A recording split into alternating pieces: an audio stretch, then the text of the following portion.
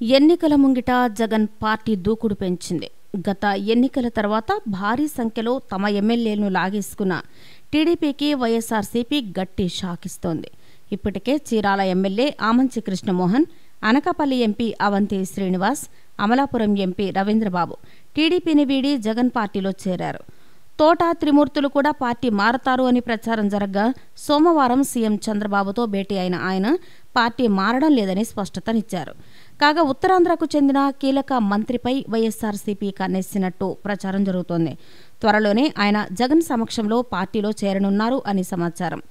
ఈ వార్తలే నిజమైతే అధికార పార్టీకి గట్టి ఎదురుదెబ్బ తగిలినట్టే అని భావిస్తున్నారు.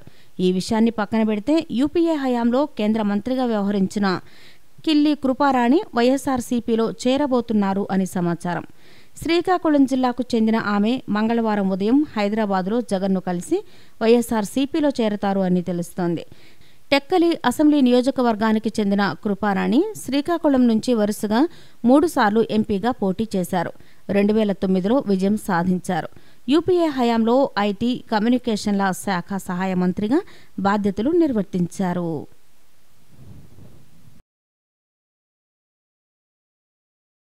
ఈ వీడియో కనుక మీకు నచ్చినట్లయితే లైక్ చేయండి, షేర్ చేయండి.